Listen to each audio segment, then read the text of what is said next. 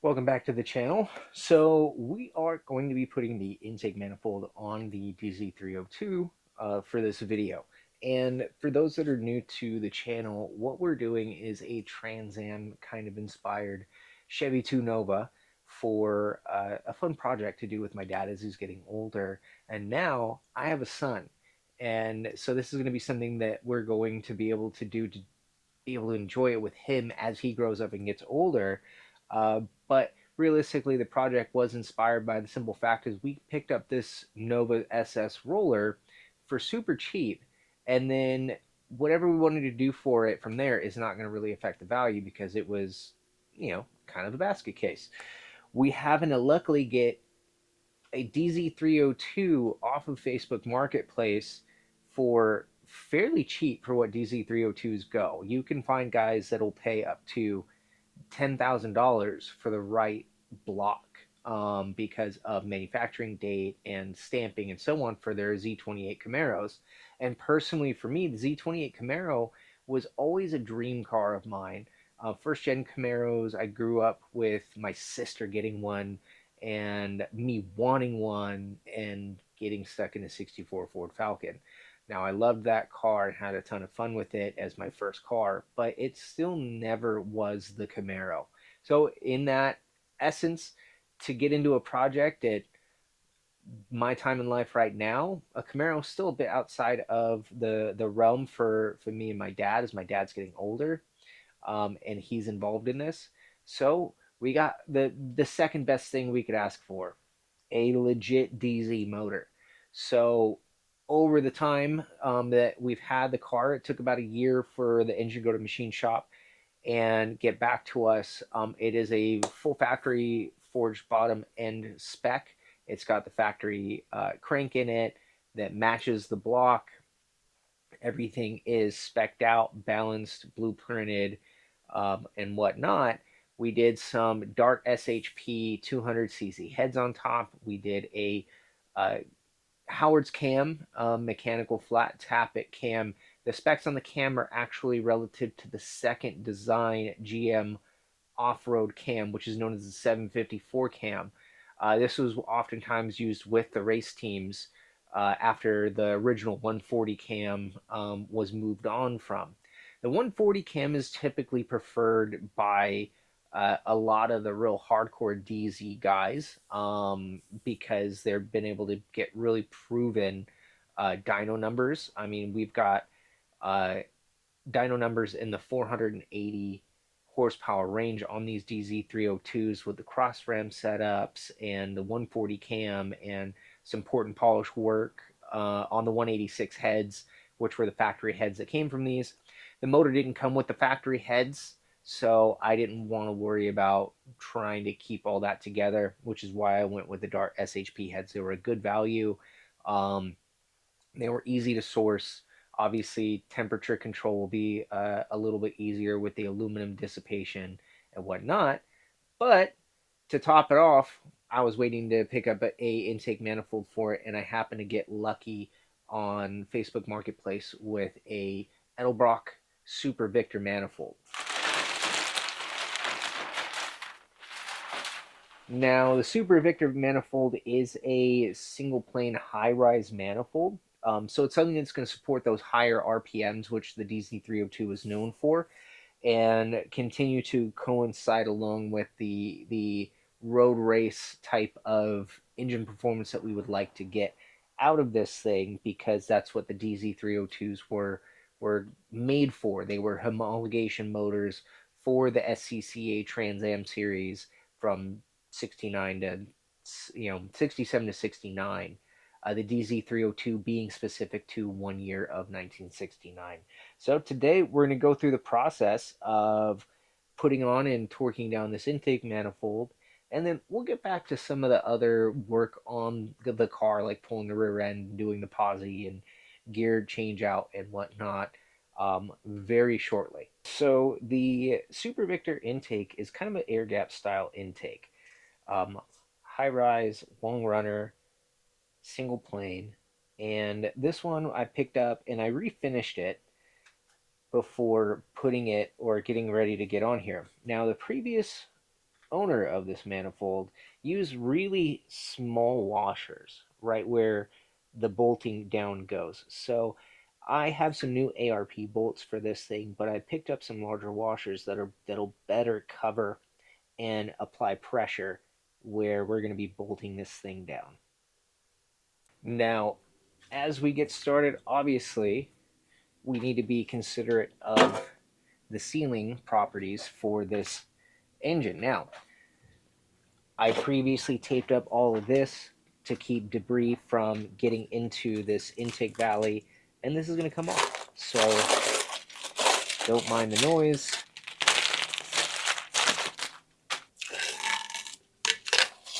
And you can see the beautiful machine surface of these cylinder heads. I initially thought about doing a little bit of work on the manifold to potentially better suit the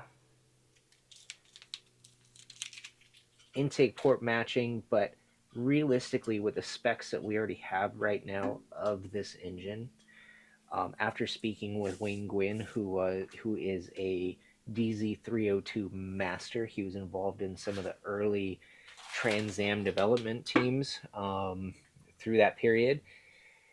We already have enough with the specs on the heads to worry about anything else. We don't need to kill ourselves trying to port match or do anything extra to make this thing more than it needs to be. And so let's get this thing started. So the first thing I want to do is make sure that we have the right gaskets. Hold on, let me try that. There we go. So making sure that bolt holes line up, that all of the tabs and everything are in place on one side.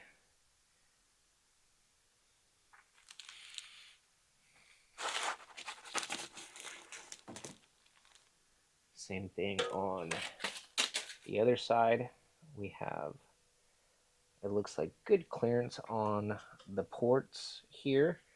I'm not going to kill myself on that kind of stuff. But we have some pretty good alignment on the ports there. And then let's see the other pieces here. Slide these in.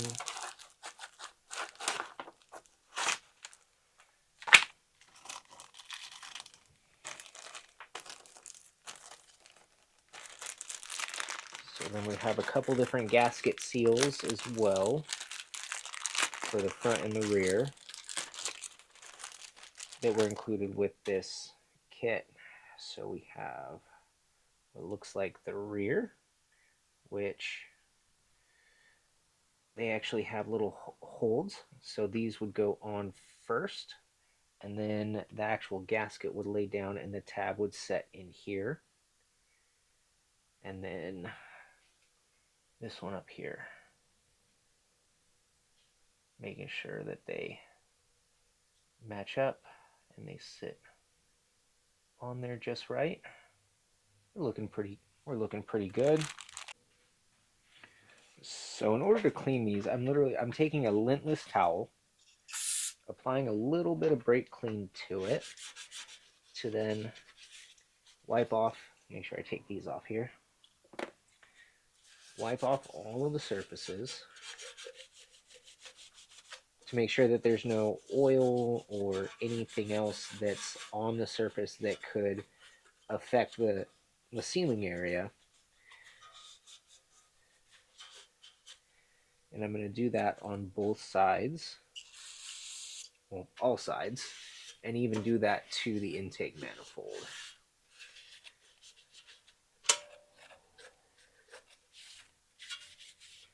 Because if there's any oil or anything on here, like, it can affect the seal quality.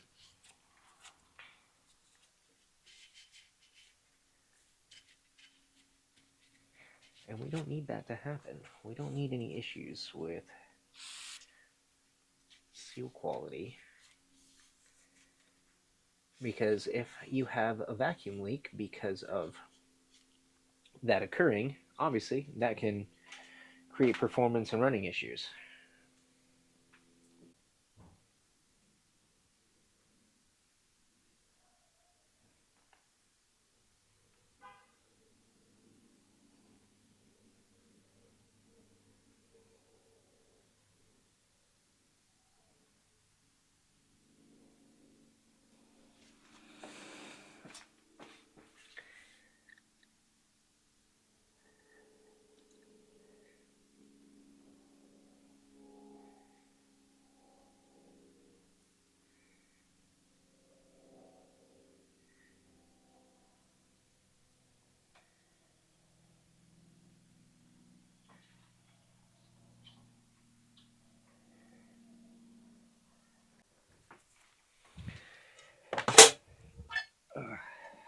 Now to set the intake manifold on, we've got a little bit of sealant on the front and the rear. I don't need it, or I shouldn't need it on the gasket, but I'm just going to try to get it lined up nice and square where all the bolt holes are where they should be.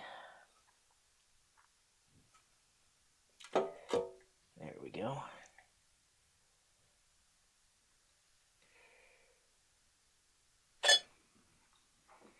And then, but back on the subject, the better the airflow and the better the burn usually increases horsepower, because internal combustion engines are basically just air pumps. Think of like an air compressor, and they're used in all kinds of different ways.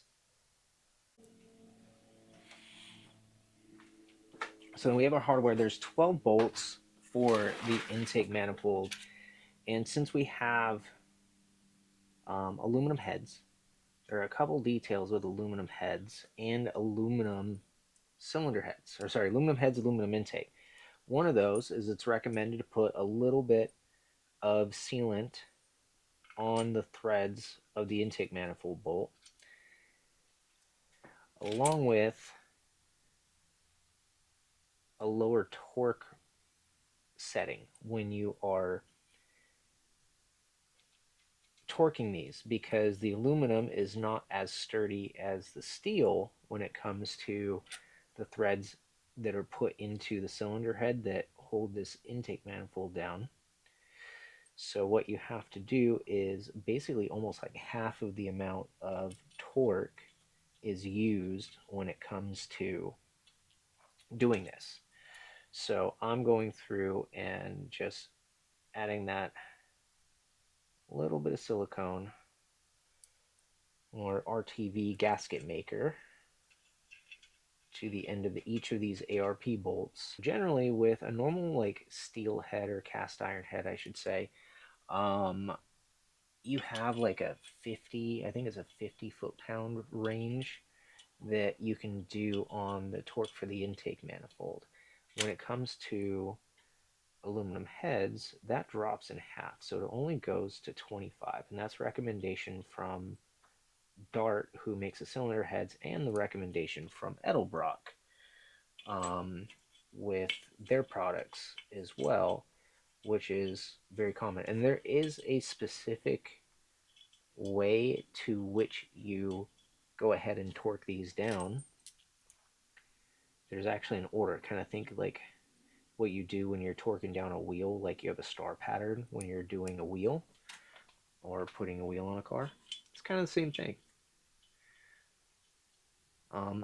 But when it comes to making horsepower, the big misconception is high compression. High compression helps, right? Like people think that, oftentimes can think that high compression is the end all be all of making horsepower, which, you know, you have many different ways to create a high compression environment. You have, you know, high compression pistons, which make the static compression ratio high, and solve that problem without additional means. But then you also have turbochargers, superchargers, nitrous oxide, so on and so forth, that basically create that environment as well. And obviously it helps to improve power, but realistically, you're looking at more of your air and fuel delivery that's going to make or help you make big power. So a lot of it really revolves around the making the intake system, the intake manifold, cylinder heads, the amount of fuel that you're pouring into those, the flow rate, the velocity. Velocity is a really big piece to all of this. How fast is that air moving through the cylinder head into the cylinder? Because that's going to help increase the amount of fuel you're burning to then create power. All of those details matter, and they matter a lot. So right now, I'm going to look at just kind of making sure that these run down nice and smooth. I'm not going to torque them down all the way because you got to do them, like I said, in a certain pattern to finish this off.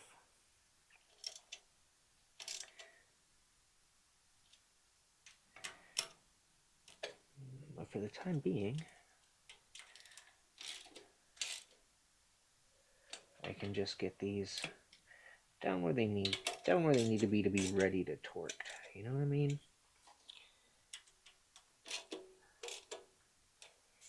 Now the challenge is going to be reaching some of these. Just a little hand tighten with all of these. Nothing crazy. Because these are only 25 foot-pounds of torque. Like, that's, realistically, that's not very much, in all truth. Alright, so here's something terribly annoying, is that these ARP bolts, in which this will be probably one of the places I wouldn't advocate for them. They're 3/8 12 point, which actually works out really well with a 10 millimeter if you need something to carry it over. But because of the lack of clearance on this, I'm gonna have to kind of go by feel for these guys, which is so annoying. So annoying. So when it comes to torquing stuff, especially low torque things like 20 foot-pounds and below, it's always super nerve-wracking to me because I've never had great luck with that kind of stuff. So I picked up a brand new torque wrench to be able to work through doing that. Now, obviously, we have a clearance issue here, so I'm going to set it, and basically my goal is to get an idea for how tight it's supposed to be, and then just hope for the best on the center fork, because there is a specific order that you're supposed to do these. And I don't like going freestyle. So with that tension, I'm going to basically try to feel for what that feels like on this guy. I'm pretty kinesthetically like competent, which means like feeling competent. And basically you start in the center, or you're supposed to start in the center. So I'm going to back this off just a little bit to relieve that tension, if it's going to let me.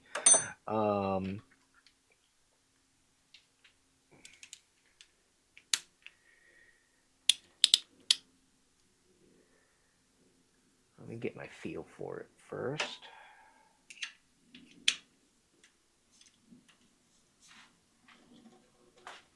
Okay, so that's it. Actually feels very snug at 25 foot-pounds, luckily.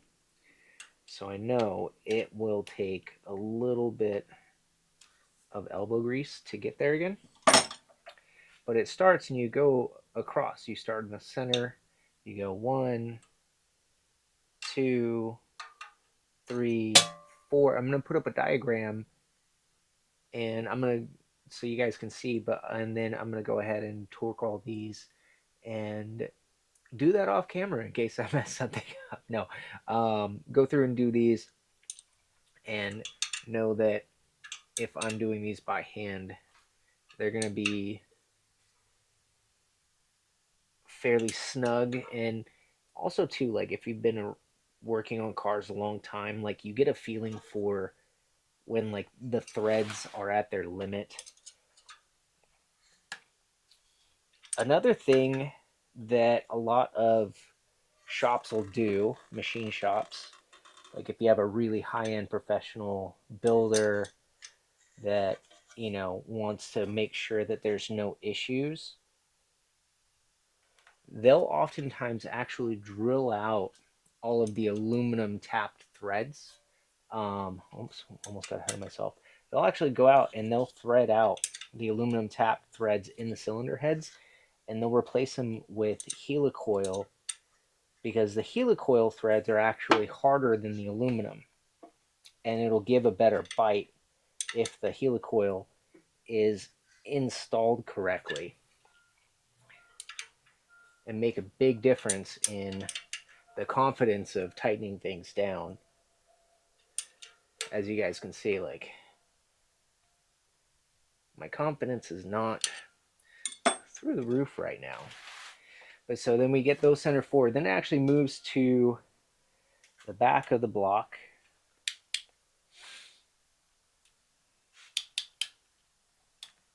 Have it going the right way.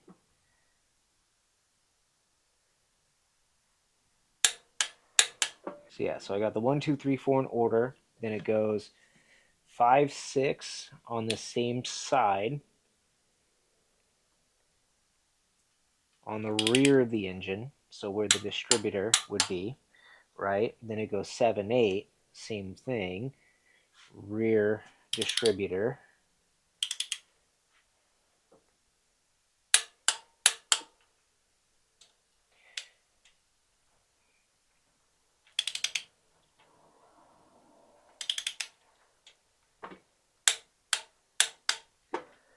Then we go 9, 10, 11, 12.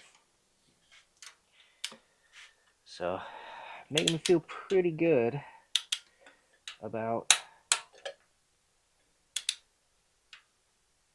I think that was a false click. There we go. Come on.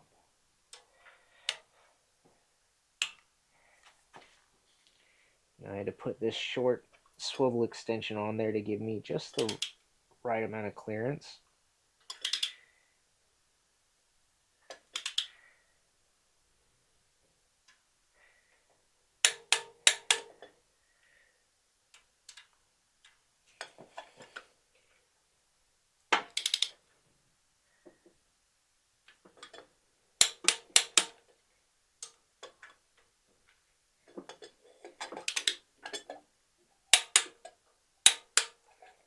Make sure that's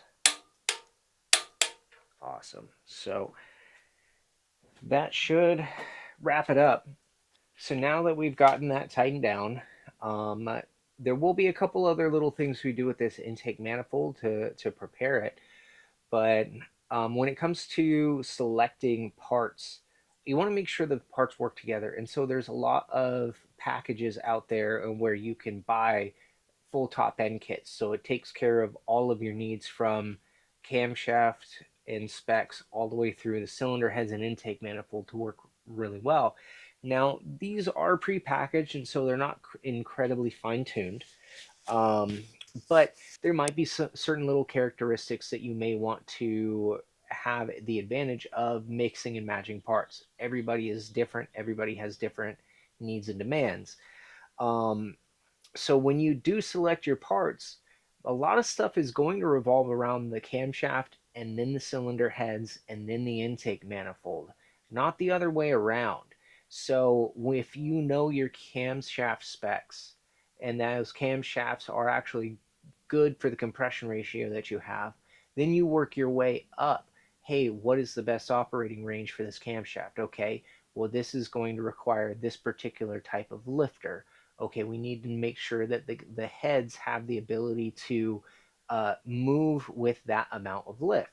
So then you have the cylinder heads. Okay, now the ports, are they going to flow the amount of CFM that is going to feed the cylinders appropriately? And you work your way up, not work your way down. So if you're looking to get into taking a stock motor from, let's say a 230 horsepower V8 to something over 400, can it be done without actually having to uh, replace the bottom end? Absolutely. But that's going to still revolve around usually changing a camshaft and changing everything above the camshaft to make that work.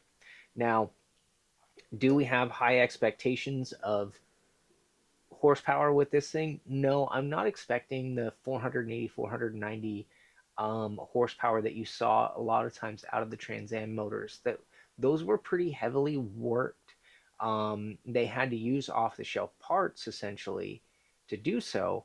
But when we're talking a dual quad setup with the off-road cam, the 140 cam, and all of the other stuff. I mean, they hand ported these, they did all kinds of little tricks to maximize the engine for what it is.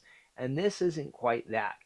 I'm hoping that we see this thing in the 430 horsepower range because we've got a noticeably different cam. We've got much better heads than original. We've got uh, all of these other pieces, though not ideal per se in comparison to the Trans Am cars. Uh, that'll hopefully make it feel not to say competitive, but comparable. Um, Especially in a light car like the Nova, and being the fact that we're not going to put a full interior in the car or anything like that. So, one of the things that we're going to be doing upcoming is actually we're going to be using these ports that run from the rear head passages for the coolant. We're going to put little lines that actually come through underneath the intake and go to the front. And these are going to be just basically little connections for AN lines because what they're going to hopefully do is help release some of the steam that develops in the engine, which will also help moderate some of the temperature as well. Because I want to be able to run this thing on a track for a 30-minute session without this thing overheating, and that's only going to be done through good cooling management. But thanks for watching, guys. If you want to keep up with the progress on the car, then please subscribe. Please feel free to interact, ask questions, anything like that. I'm not a know-it-all. I know quite a bit, but I don't know everything. So please feel free to share and you know create a community in this. So thank you, guys. I'll see everyone later.